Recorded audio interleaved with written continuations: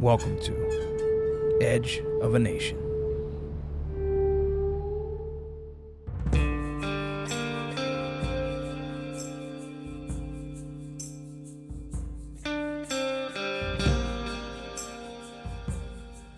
We're here at the United States Border Patrol Canine Academy in El Paso, Texas. And during my time as an agent, I worked extensively with several different types of dogs, search and rescue, and as well as patrol dogs. Well, here today, we get to see how those dogs get trained and are some of the best dogs across the nation. And later, we go to the field and see them at work. Body's coming over at the 339.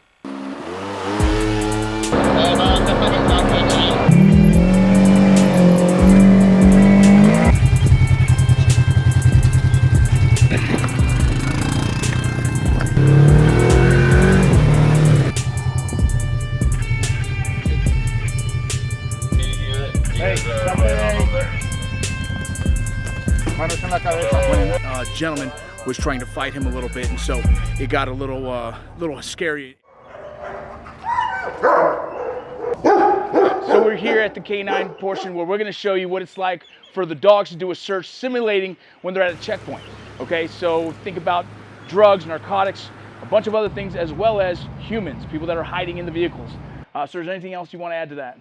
So when we're actually deploying the dogs at the checkpoints, they're trained to work independent from the handler, but they're also trained to follow the presentations of the handler also. Because if we get them into secondary, we have to be able to guide where we want that dog to actually search or hunt. And so one other thing I want to talk about is that once a dog does find its target or the goal, there's some kind of reward system you guys teach. Can we talk a little bit about that? Yeah, we can. So we use passive indication is what we train our dogs to do. So that's a sit down or point once they find that target odor that they're looking for. Once they've indicated to us where they found it, and then we verify that there's something there, we reward them with, they call them pipe toys, but we use rubber hoses, PVC. There's nothing special about them. That's just their reward objects. And they get the physical and verbal praise from us for doing their job. And so they're working as hard as they can just for that toy and the verbal praise. That's right. That's crazy. Yeah, when you want to show us what it looks like? Sure. Here we go.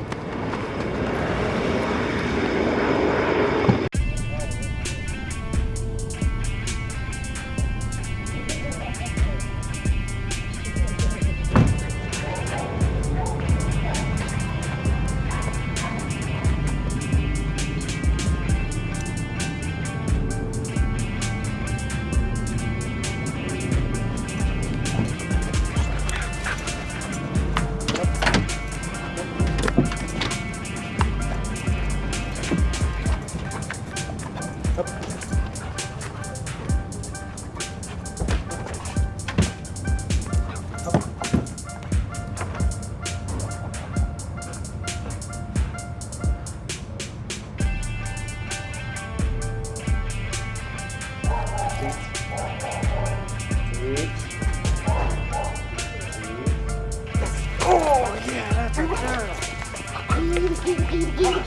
Oh yeah, that's a good girl. Are these dogs allowed to be pet? So these detection dogs are usually not the ones that we pet, but we did start a new program that we have some support canines that deploy out. Those are the ones that are meant for petting. So we'll be able to get one of those over. Yeah, I'd love to see it. The other question, Jesus. The other question is, the average person watching these dogs, they believe they're all trained to bite. So they're not all trained to bite. So these ones are for detection purposes only. So their main focus is just to find the target odors that we train them to do. Can you better explain the process of what you were doing here? Obviously not to give away any of the Border Patrol tactics per se, but kind of the systematic approach that you guys use to kind of do the search. So this was more of a guided search. So this is more something like when we deploy the canine and they're already in secondary. So we actually put the car in secondary, remove the people, because we're taking out all the factors of the reason why that dog may have alerted to that vehicle. After they're out, we deploy the dog through a guided search where I want her to sniff certain parts of that car to be able to try to find that target odor. So basically I just guided her through to the different spots that I wanted her to sniff to see if we could find that target odor. Yeah, and it's also, think about the checkpoint. So when a checkpoint, you come up and they just do a quick investigation of the personnel in it. But if there seems to be some kind of, I guess, an odd presence, or the agent's articulable facts based on their experience, they move the vehicle to secondary. At that time, they go to a further investigation of the vehicle. When you're going through checkpoints, that's a big place where you catch narcotics and human smuggling. And so that's where an agent, based on his experience, based on the dog's reactions to the vehicle, can make a determination to put them into secondary and to do a deeper evaluation of the vehicle. Appreciate that.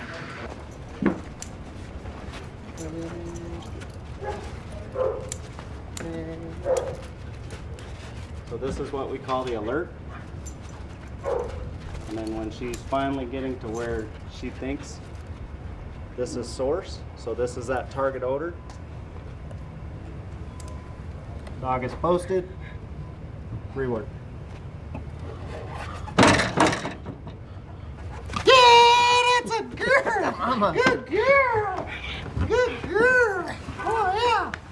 That's a good girl. Oh. So I see this is a very different looking dog. Labrador. So how many different breeds do you guys have? So we actually train a variety of different breeds. This is one of them. We do German short hair pointers, we do Labradors, we do Malinois, we do Shepherds, we do Dutch Shepherds, we do Vizslas. If they have the drive to do it, we'll train them to do it. Awesome. If they're capable of doing the job, they'll get a shot at it. Awesome. Ooh, she's gorgeous. What is she gonna do right now? So she is also trained in detection. So she finds concealed people and the odors of controlled substances, so marijuana, methamphetamine, heroin, and cocaine, and ecstasy.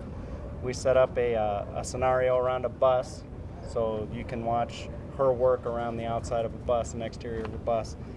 That's something that we normally encounter at a checkpoint. Awesome. Yeah, well, let's see it. Good.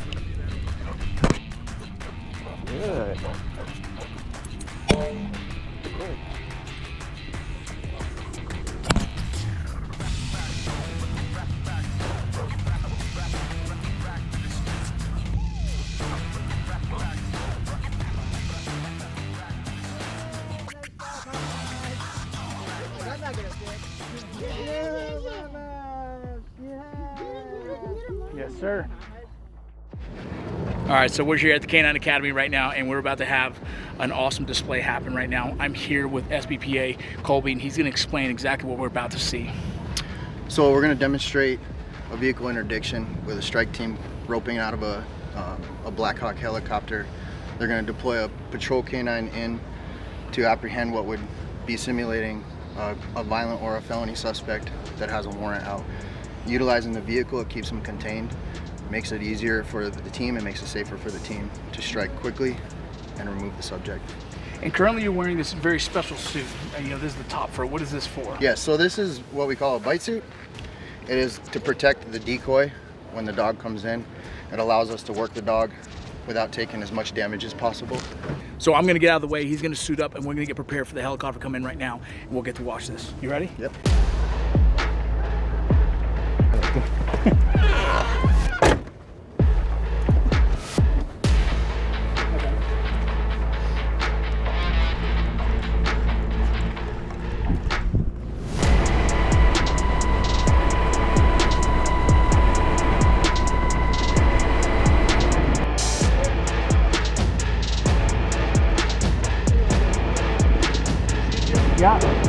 Yeah.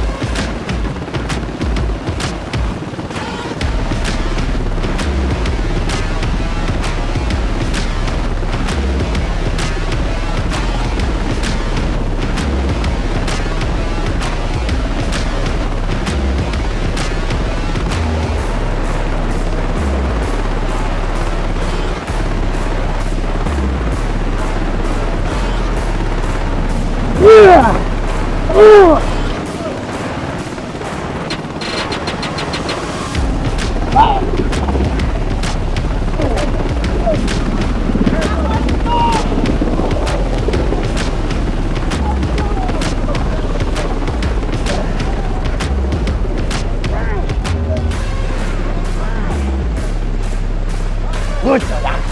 Yeah, mama. That's good girl.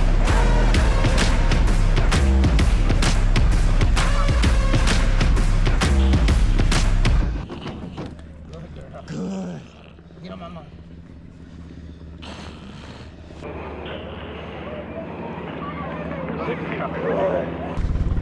Now, hands behind your back. Good. Watch him. Watch him. Watch him. Watch him. Yeah, watch him. Watch him. Watch him. Good.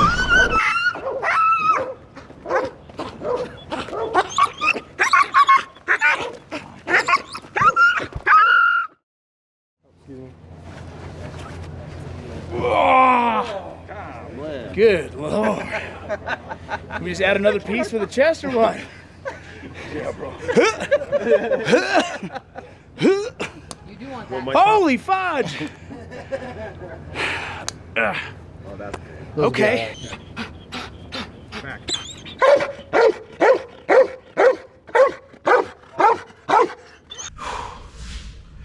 I've done this before, but it doesn't change the fact how nerve-wracking it is. They only use this tactic when it's a high-risk warrant, when the U.S. Marshals or other government agencies need support in the surrounding border areas, then the Border Patrol's BORTAC team will be activated. And so they use this thing if there's a barricaded subject or they're issuing a warrant on someone and it has come to the point where they need to have the dog enter. Maybe the person's been known for murder. Oh my God, here he comes, I hear the dog. So, dog up, here we go. Dang it, what did I do this for?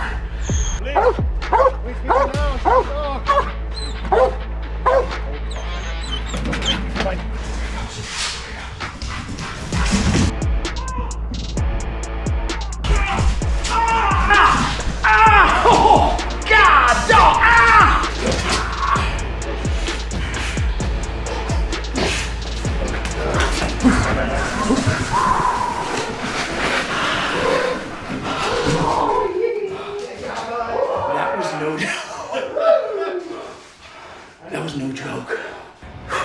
Still a little out of breath. Man, first of all, again, I'll explain. BORTAC uses this scenario when they're issuing a high-risk warrant or they know they're going in to a house of a potential threat, someone who has been identified as someone who has deadly force potential, they're barricading themselves and whatnot. So this is not something that you see often, but it is one of the capabilities that a patrol dog has. But man, I've done that a few times in my career. It's been a while, but that was scary and that was exciting as well. That was great. All right, we just got done with the barricaded subject for a patrol dog. We wore the suit, we got the bite, we got it. Now this is a different side of the Canine Academy. This is gonna be your search and rescue. I'm here with Robert Torres. and I'm a coach development instructor at the Border Patrol Canine Academy. what is this today that we're gonna be seeing? Right now we're gonna perform a track and trailing exercise, which the SAR dogs are trained for. They go to a training that is 12 weeks of track and trailing and SAR disciplines. So this dog is gonna be tracking a group of 3 that came down this road and they're hiding back there. We're gonna put the dog on the track and follow the track all the way to the source. What are some practical applications for this in the field? How often do you guys get to use this?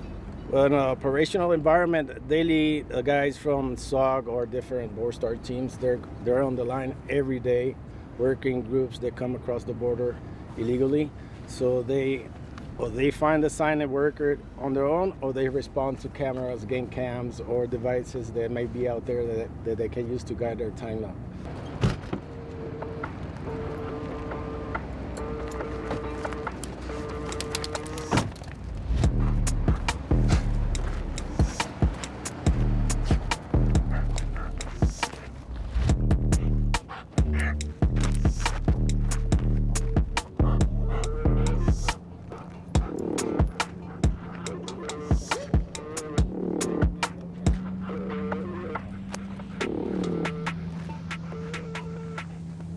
So right now he's getting ready to deploy the dog.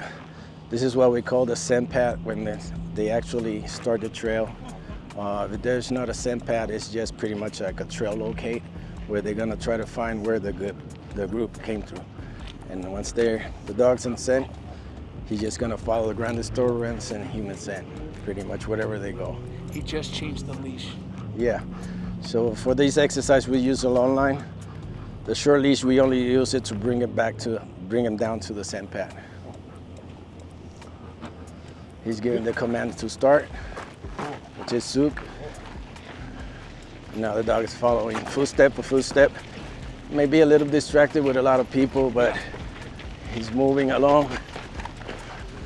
And keep in mind, we've been walking around all this, so there's a lot of foot sign around this. So he may have to re-engage him, get him. There he is, back up engaged. Right now he's stopping to track and he's in air setting mode. He can smell the body at close proximity.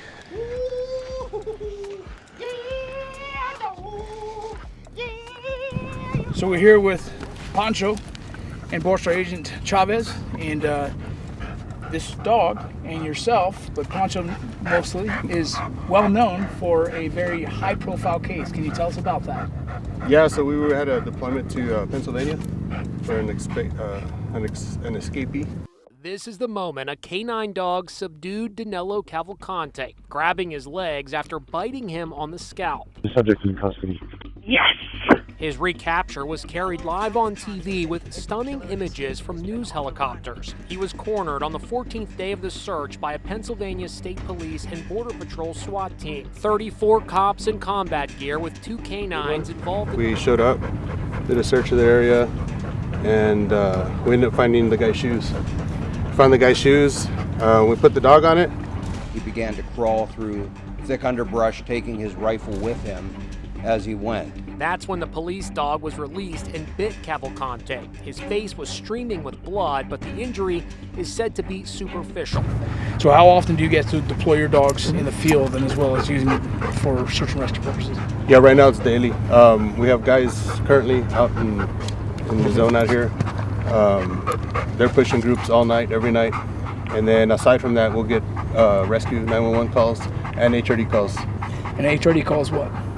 Human remains detection. We don't only just train them to find human bodies on land, but we also train them to find bodies that are submerged underwater. The team has 2 canines and 1 is in training, helping the teams narrow down their search. You guys have used the dogs for the human remains for different things, such as like Hurricane Katrina, potential people who are homes were destroyed during these natural events, right? And so you guys have used them for that as well, and other things, correct? Yeah, we do have positive finds in water. That's the awesome part about that discipline is, if a guy drowns, if something happens, the dogs will alert in the water, and we can narrow down the search for the divers. The Missing Migrant Program, we're trying to hopefully find some migrants who have made attempts to come across and might have lost their lives in the desert, this vast desert that we have around us. How often do you guys in the field detect or even find some of the bodies some of the individuals who have lost their lives? So lately out here close to El Paso, it was becoming a daily occurrence. Really? It was a daily occurrence, human remains detection. Sometimes multiple a day. And they're losing their lives because of the conditions, the heat, and the conditions that they're getting put in by their smugglers. We do get the calls from the outside agencies, say our last known location, or Missing Migrant Program calls and say this last known location. We go out there and do a search for it. Hopefully it's a rescue, not a HRD. Yeah, absolutely. So we've seen the different dogs that are trained here at the Canine Academy, from the HRD dogs to the search and rescue dogs to the patrol dogs. Now it's time to show you who's helping take care of those dogs. We're gonna go in and check that out next. So I'm here with Dr. Gustafson. Did I say that correctly? Yes. Sorry. You can call me Dr. G as well. Dr. G, thank you. So we're here with Dr. G. She is the head veterinarian for the clinic. Like I said earlier, the clinic can cover somewhere around 100 to 120 dogs per year as it fluctuates. And this is the place that keeps them healthy and ready to see the field. Yeah, every day is a little bit different here with working dogs, but a given week we'll do all the medical examinations for the dogs that pass the selection screening, and sometimes that can vary from 5 to 20 dogs. It takes a few days to do with our staff. That's one kind of pillar of what we do here. Another is just the health and welfare of the entire population. So that covers the individual canine's health to, again, the entire population. So that's managing individual illnesses, injuries, to mitigating any infectious disease spread in the population. So that's another avenue. The other kind of facet of what we do is surgeries, dental procedures, things like that. And then we are starting to, as we grow as a team, we're starting to branch into physical therapy, sports medicine. So that's another really, really exciting area that we're going to broaden. So far since we've been here, we got to see the patrol dogs. We've gotten to see the Border Patrol search and rescue dogs who also do the human remains detection. We've also seen scent dogs, but they're called detection dogs. Yes, okay. Now we keep hearing about the fourth dog that the Border Patrol has recently put into action for the agents. Can you talk a little bit about that? So that's our resiliency program, our peer support program, the chaplaincy program.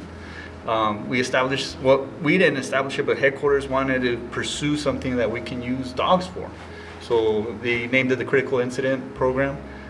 This field is support program is actually large in the actual open market, and we train dogs. So now, why not use the dogs to actually help our employees with their mental wellness, their families, especially establishing resiliency in the workforce, because you know how it is. This job is tough. Absolutely. You know, shift work is tough. Why not use something that we already have in our field to actually help our employees? And so who do we have today? So this is Coin. So she is one of our support dogs currently here. She's gonna go through our class in October. Hopefully be able to be paired up with one of the handlers that will go to the Border Patrol Canine Academy. Okay. And that's what she'll be at, to help those new recruits, that workforce as far as the Border Patrol Academy workforce. She's giving you all the love right now. Oh man, it's because talking. I think that's what it is. You know, she feels that these dogs are so in tune with, you know, people needing. Yeah, she'll give me a good. I need some love too, dog. Okay, you go. There you go. But yeah, she's a two-year-old app. She's one of those dogs that, you know, she knows she needs to help people out, and she'll get in there and, you know, help us out whenever we need her. So we've seen the Border Patrol use these dogs in recent history. We had Carla Cassiano, the agent who was injured in the Yuma incident. I was told early on she was introduced to her dog. Luckily, that support program was already in place. Canine Janet and her handler from Tucson were able to support us in helping take Janet to Carla when she was doing a full recovery. As you know, Carla was a handler, an early young handler. We consider her canine family. She came through the program here for detection, and she was one of those that bright future with her and stuff like that, and we still support her to this day. So yeah, Canine Janet has helped us immensely by being there for her. Yeah, and she's currently working real hard to get back. Oh man, I love the work she's doing. I hope she continues that work. Yeah, absolutely. And I would love for her to eventually come back and visit us. That'd be awesome. Absolutely.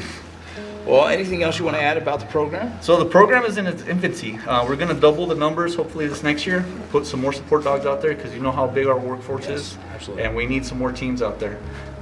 The way you can become an actual support canine handler, you have to be either in the chaplaincy program or in peer support.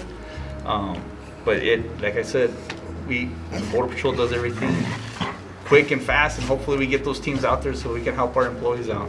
And as you know, these dogs, they know how to help us during our work and living, so hopefully we can get them out there. You never know what's ahead, but once you start, it's all or nothing. Because it's not just tradition, looking danger in the eyes, refusing to let it stop you.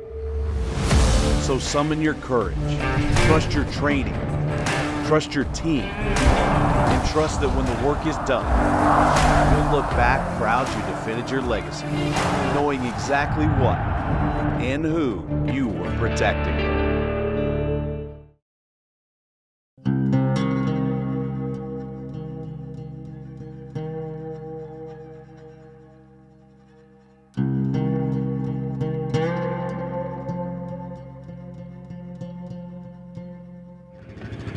All right, so earlier today you saw the Canine Academy.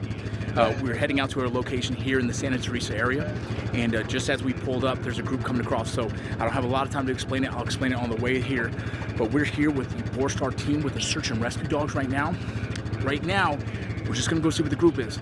Later on tonight, we're gonna go deeper into what a search and rescue dog can do in the field. So come with us, let's go see what's going on.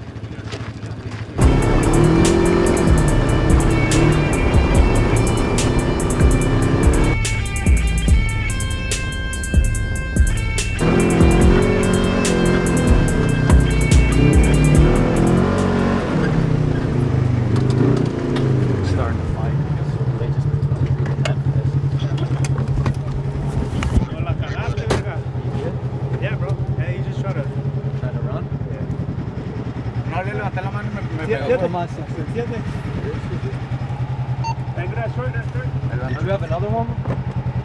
I already checked them up, bro. I got them. Whatever you have already. No. You don't have to take them out. I'll just secure him. You don't have room. Yeah, bro. Just him. That'll be just him. We'll pick up the bodies from the 159 and the body should be out in 7:30. Hey, mano. Quédalo mochila, ponlo acá atrás. Hey, is there any way you can take that one? And I'll put this one in. Just get another kilo. Yeah, we'll get a stand by for sport. At 378, your number will be 2126. 2126. How many do you have? Damn, so I got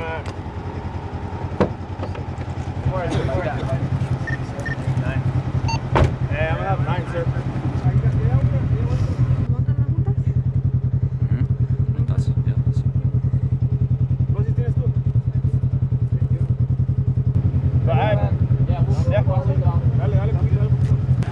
So we just pulled up in the Santa Teresa area, so we were going to film for the night. We're here with the Borstar team, and we're going to show you guys how they use their dogs out here, their search and rescue dogs, as they're apprehending individuals who are trying to abscond detection. While we were parking, there was a seismic sensor that went off in a pretty significant number, so we jumped in the Razor and shoot it over here as fast as we could. And by coincidence, we were able to assist an agent who was having a slight confrontation with one of the migrants who were attempting to abscond. It was a pretty cool scene because it was the first time I got to see the foam that they wear on their shoes. The foam they wear on the shoes, it helps, I guess, disperse the pressure on the ground, so it's harder to detect foot traffic. We were able to be there and witness as they apprehended 9 individuals trying to escape detection from the Border Patrol. Ahorita, hey, tranquilo, tranquilo, calmado, tranquilo, okay? Okay. So what's happening behind us right now, the agents are going through their basic processing in the field, so they're just getting everything ready for when they go processing, rolling fingerprints, getting all the biodata, essentially the fingerprints, their name, where they're coming from. At that time, these individuals will determine why they're crossing illegally, maybe seeking asylum, maybe not, who knows. So right now the agents will be checking their pockets and making sure that they have no weapons. They'll get rid of anything that they don't need. They'll try and find their IDs so they can identify them, and so on and so forth. So this is just kind of the field portion of it before they go to transport to the station. All right, so we just got back from helping and watching and observing everything that happened down there at the border fence in Santa Teresa. Essentially what happened, there was a sensor that went off and an agent went down there and he was able to apprehend the individuals who were entering the country illegally. And in the efforts of doing that, he kind of had one gentleman was trying to fight him a little bit, and so it got a little scary, in my opinion, once you hear the radio traffic. And so luckily, we ended up pulling up. The border agent was able to assist in apprehending and finalizing the arrest. At that point, other agents kind of joined in and helped us out as they went and did a field processing portion, and then started heading into the station. We didn't expect to fall into this. We actually were out here. We're here with Borstar, looking to use the search and rescue dogs, like I mentioned earlier. But when you're out here and there's traffic, we're going to do our best to kind of show you guys what happens daily with the Border Patrol here in the field.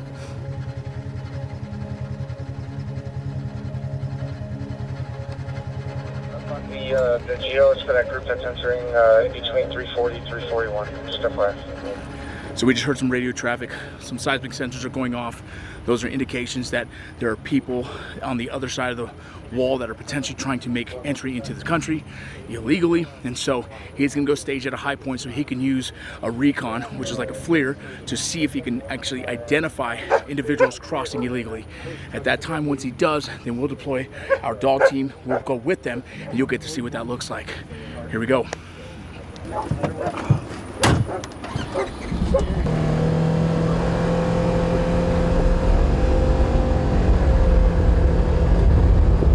November Bravo 45, copy 8. Yeah, go ahead. Ooh, 339.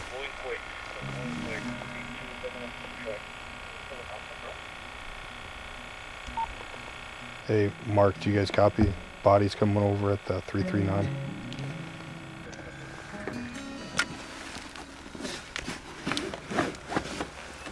We'll head over to that 339.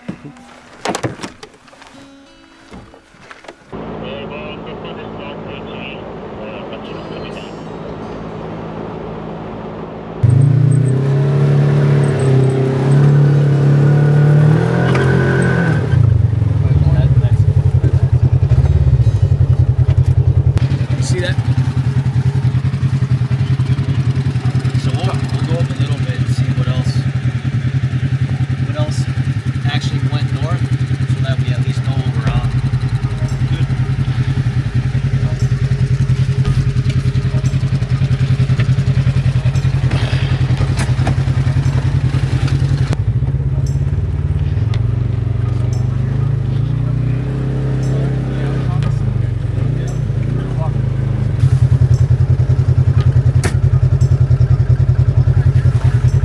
Got 'em there? Yeah, they're split.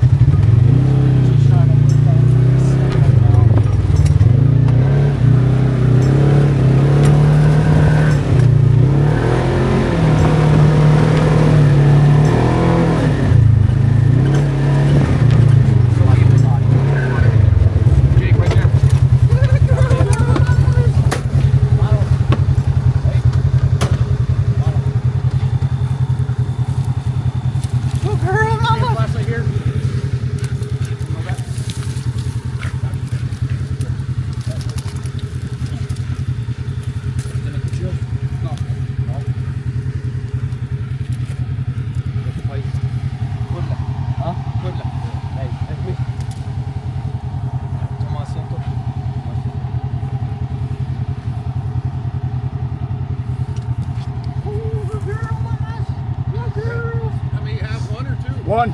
Just one. There's more right here. Absolutely. Standing. Look around.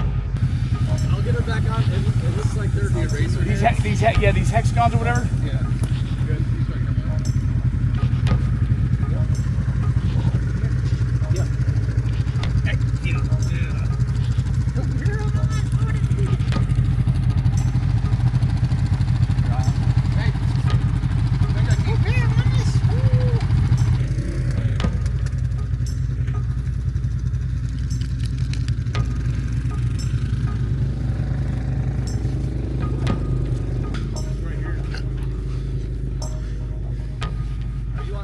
Yeah, I'm on the sign of that one. Where's it at? Okay, yeah. Yeah. Let him get in front of us so he can put the dog on it. You're right there in front of it. It's right there in front of you. Yeah, give me 1 second. I'm gonna pull this and then I'm gonna start off. So Frankie's right in front, you see it. So we've already been able to apprehend one. The dog's back on the scent. We have one that's unaccounted for. Has a very distinct shoe pattern. Looks like hexagons stacked on hexagons. And so that's what we're cutting sign on right now. We're gonna get all the vehicles close enough and we're gonna get the dog back on it. I think she's getting whiffs of him too. Oh yeah.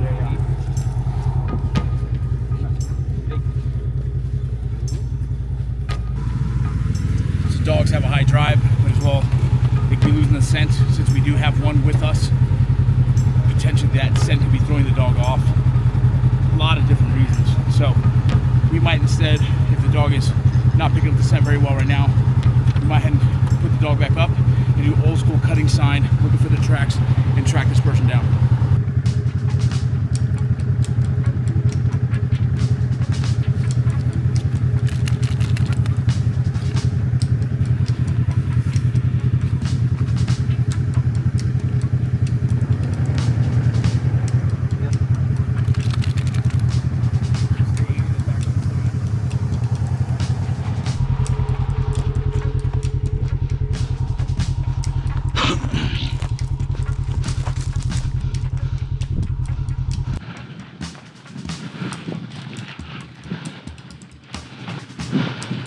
Right here.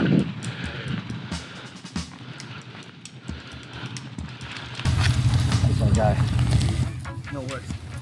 Hey, see me. There it is.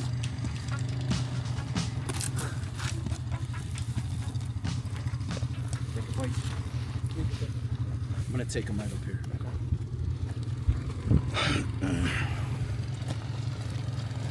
Yeah, so when we seen this pattern, you can call it whatever you want to call it.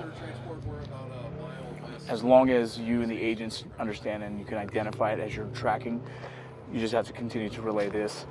I was calling this hexagons upon hexagons. And so we've been tracking this for about, 4 or 5 miles or so. And we were able to apprehend them with the assistance of the aerostat, which is like a blimp that is flown up with a high-level camera that can reach pretty far, but as well it's also a FLIR like we were talking about in another episode. And so what we did was continue to use all the assets that we could, all the assets we could to help support the mission with the Borstar team out here and their dog. So this is very simple. This is the kind of work that we do. The Border Patrol agents, they find sign, foot sign in the sand. They use the dog if the dog can do it. But when it came to one individual and the terrain, the very almost moon dust kind of sand made it very hard for our dog to continue to track. So we just went old school, basic cutting sign the rest of the way. There's common routes of travel that happen throughout these borders. And on this one, the agents obviously know the area, they know the routes of travel, and so we kind of jumped ahead. The agents, we jumped ahead, our vehicle jumped ahead so we can kind of cut them off, hopefully, and cut them ahead. And then we would normally kind of hop each other to kind of catch up on the traffic. If they're way advanced than us, if they've been having time on us, that's how you would catch up to other individuals. You saw earlier there was foams. These individuals didn't have foams, so a little different on how you track. And so, successful for us right now. We're gonna get them transported. Once they're done transporting, we're gonna go set up again and wait for hopefully another group to come out.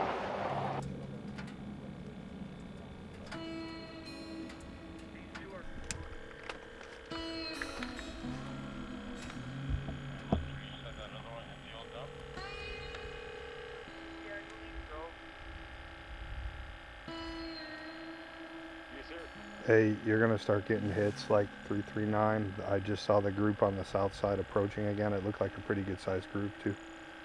All right, bye.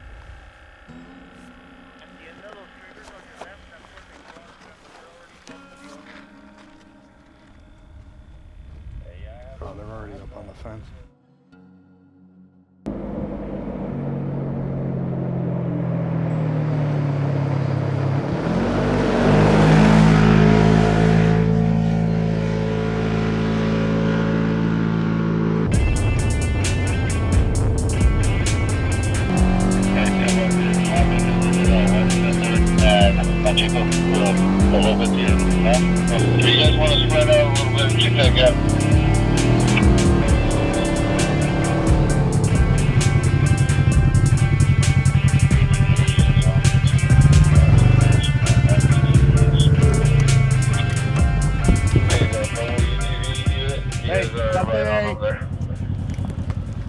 Manos en la cabeza. Manos en la cabeza. Ven por acá. So there might be two in that brush there.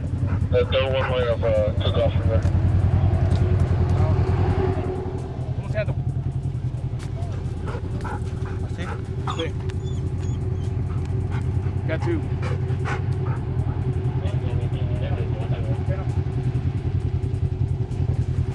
¿No traen cuchillos, navajas? No, nada. No. Denme las manos. Go ahead, 171.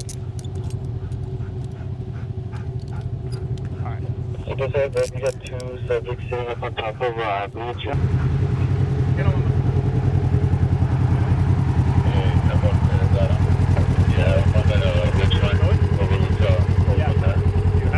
Yeah, I got it.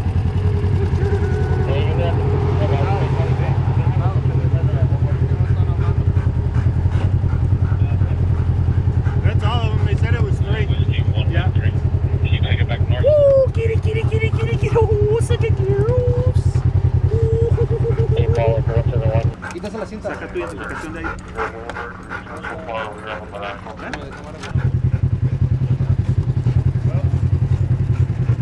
Creo que no están hablando,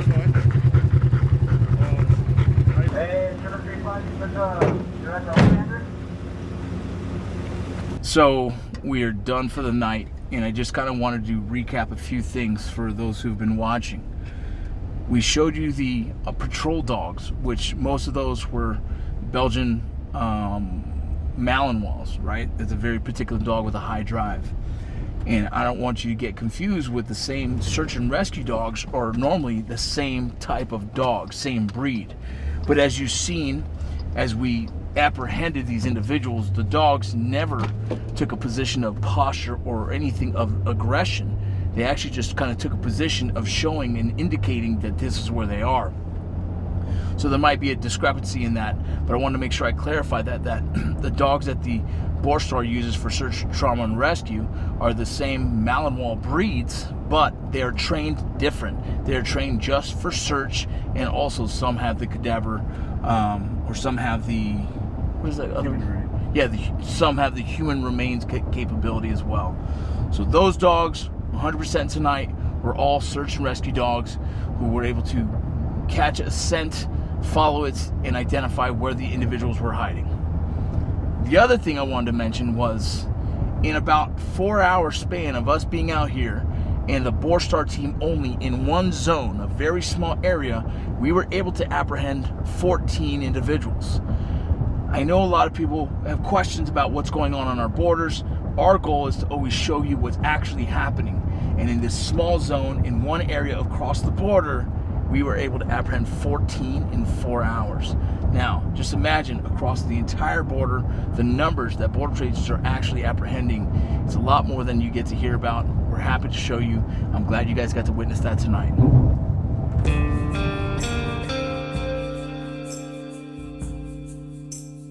On this episode of Edge of a Nation here in El Paso, Texas at the Canine Academy, we were able to show you detection canines, patrol canines, search and rescue canines, including the human remains detection.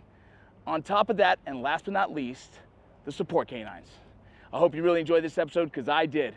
If you're an agent and you're interested in becoming a canine handler, contact your supervisor or look for solicitations. I highly recommend it. If you like what we're doing here at Edge of a Nation, make a comment, like, and subscribe, share with your friends. We love doing this, and we hope to continue to do these for you. Until next time, honor first.